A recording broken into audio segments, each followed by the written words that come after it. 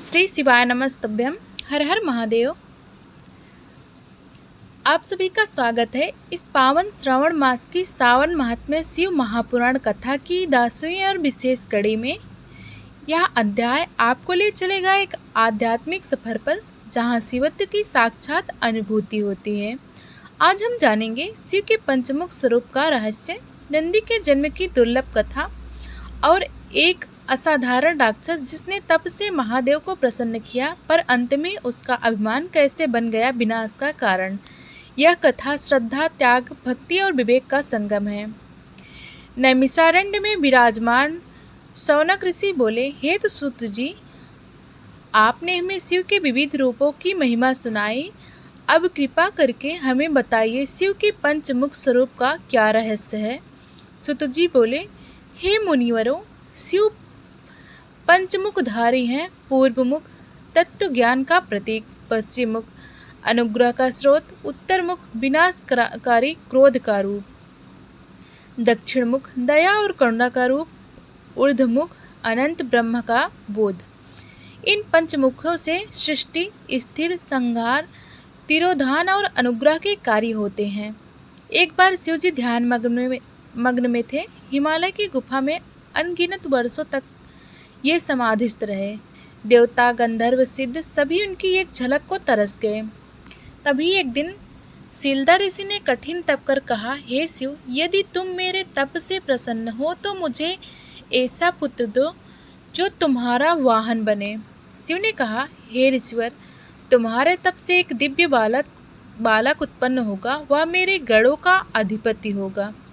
उस बालक का नाम रखा गया नंदी। बचपन से ही वह शिव की भक्ति में लीन था।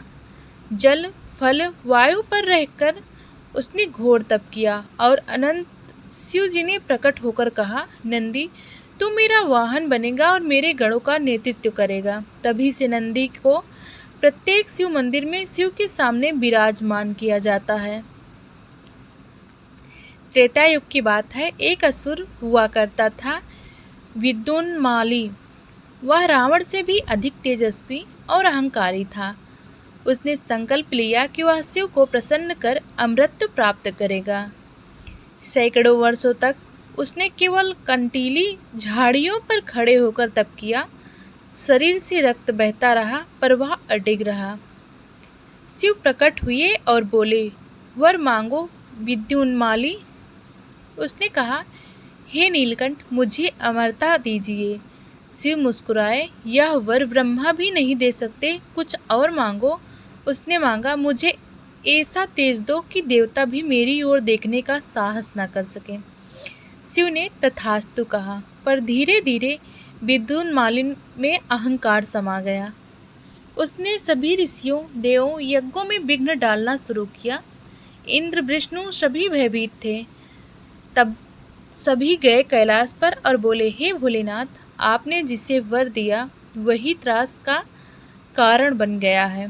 शिव मुस्कुराए, जो उत्पन्न हुआ है उसका नाश भी होगा। उन्होंने तीसरे नेत्र से एक ज्वाला निकली और उसी से प्रकट हुए काल भैरव। उनकी जटाओं से अग्नि निकल रही थी, हाथों में त्रिशूल था, नेत्रों में प्रलय था।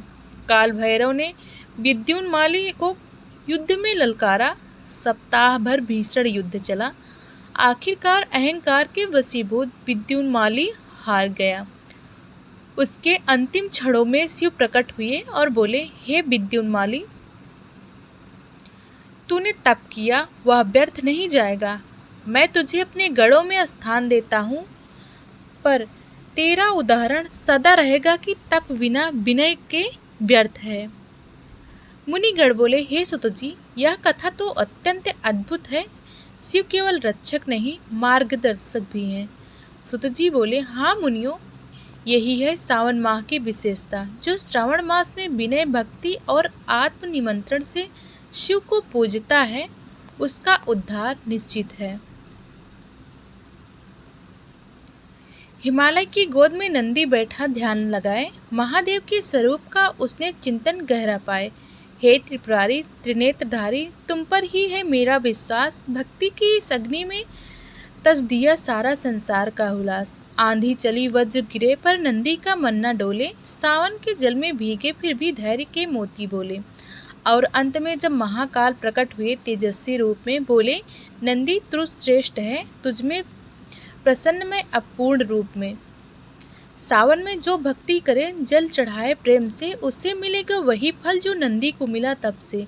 भक्त को सोमवार को व्रत करे बिना अभिमान, उसका हर संकट कटे जो हर दोष का समाधान। मैं स्वयं बैठता हूँ कैलाश पर नहीं, भक्त के हृदय में स्थान पाता हूँ वहीं। सावन माह में शिव को एक पत्र भी चढ़ाया, जीवन के बंधन सारे एक ही क्षण में मिट जाना। एक बार एक निर्धन किसान ने किया व्रत सावन में, लोटे से जल चढ़ाया कांपते मन भावन में। शिव प्रकट हुए, किसान तेरी भक्ति है अडिग, अब तेरे खेत फलेंगे, तुझ पर कृपा मेरी अभिलषित। दूसरी कथा, ब्राह्मण की पुत्रहीन था जीवन उसका, सावन सोमवार से वह बन गया गर्भ पिता उसका। और एक कथा स्त्री की जो रोज जल में खड़ी रहती थी, शिव ने उसे वर दिया अगले जन्म में पार्वती बनती थी। कैलाश में सभा लगी, देवताओं का समूह जमा। विष्णु बोले सावन अद्भुत है, हरि और हर नाम हर दोनों का समा। ब्रह्मा ने वाणी दी, जो इस मास को नहीं जाने, वह त्रिलोक का ज्ञान न पाए, सब पुण्य व्यर्थ माने। शिव बोले सावन मेरी आत्मा है, मेरी ही परछाई, इस माह में तप से जो भरे, उसे मोक्ष की राह दिखाई। कथा कहो सुनो व्रत करो, जल चढ़ाओ श्रद्धा से। एक भक्त ने व्रत किया पर संदेह मन में रहा, शिव आएंगे क्या या मैं भ्रम में भटका रहा। रात को स्वप्न में देखा एक साधु जल मांगते आया, उसने इनकार कर दिया, अगले दिन पुत्र खो बैठा साया। समझ में आया शिव स्वयं साधु बने थे, भक्त रोया हे भोले मैंने तुझको ही मुंह मोड़ लिया। परीक्षा नहीं ली थी, बस संकेत दिया था, अब से सेवा कर मैं तेरा हर दुख मिटा दूंगा सदा। सावन जल नहीं, तप नहीं, या तो आत्मा का स्नान है, या तो भावनाओं की गंगा है, जो भीतर से निर्मल ज्ञान है। भक्ति का मतलब है समर्पण, बिना शर्त बिना कारण, और यही सावन का मर्म है, हृदय की शुद्धि का समाधान। हर घर में दीप जले शिव नाम का, यही हो सच्चा उद्देश्य हर प्राणी के धर्म का। शिव और पार्वती का संवाद। पार्वती ने पूछा, नाथ यह सावन इतना विशेष क्यों? शिव बोले, यह वही काल है जब मेरा योग जागृत हो। सावन में तुम्हारा व्रत, तुम्हारी तपस्या, तुम्हारी साधनाएं, यही बनी इस मास की अमरता की भावना। हे पार्वती, जो भी नारी इस मास में शिव को याद करे, उसका वैवाहिक जीवन सदा मंगलमय रहे। एक बार एक बालक ने सावन में दीप जलाया और शिव को मिट्टी का शिवलिंग बनाकर जल चढ़ाया। साधु बोला, ये तो खेल है, पूजा नहीं। शिव प्रकट हो बोले, बालक की श्रद्धा है, ये माया नहीं। सच्ची भक्ति रूप नहीं देखती, मन की भावना जगाती है, और यही दीप बना उस बालक के जीवन का प्रकृति पथ। सावन में भाव से दीप जलाओ, साक्षात शिव तुम्हें अपनाएंगे। ब्रह्मा बोले, हे मानव, सावन तेरे जीवन का सत्य है। विष्णु बोले, सावन तप है, शांति है, प्रेम का तत्व है। शिव बोले, सावन मेरा साक्षात रूप है, जो इसे जाने वह स्वयं को जाने। इस मास में जो कथा सुने, पुण्य लाभ हुआ पाए। जय शिव शंभु, हर हर महादेव की जयकार करो। सावन माह की इस दिव्य कथा को श्रद्धा से स्वीकार करो। सावन का प्रत्येक क्षण एक तप है, एक समर्पण है। जो भी इस कथा का श्रद्धा से सुनेगा या सुनाएगा, वह शिव के अनंत आशीर्वादों का पात्र बनेगा। सावन मास महात्म्य की इस 10वें अध्याय की कथा आज यहीं पूर्ण होती है। आपने सुना कैसे भगवान शिव की कृपा प्राप्त करने के लिए मनुष्य को केवल व्रत या अनुष्ठान ही नहीं, बल्कि सच्चे मन, कर्म की शुद्धता और भक्ति की गहराई से जुड़ना आवश्यक है।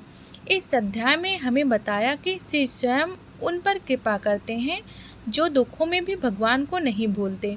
भक्ति में संकल्प हो, चरित्र में दृढ़ता हो, तो शिव अवश्य सहारा बनते हैं।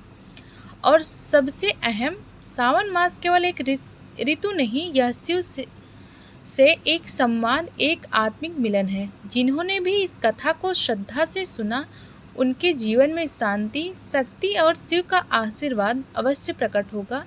यदि आपको यह कथा ज्ञानवर्धक और भावपूर्ण लगी हो तो इसे अधिक से अधिक लोगों तक पहुंचाइए।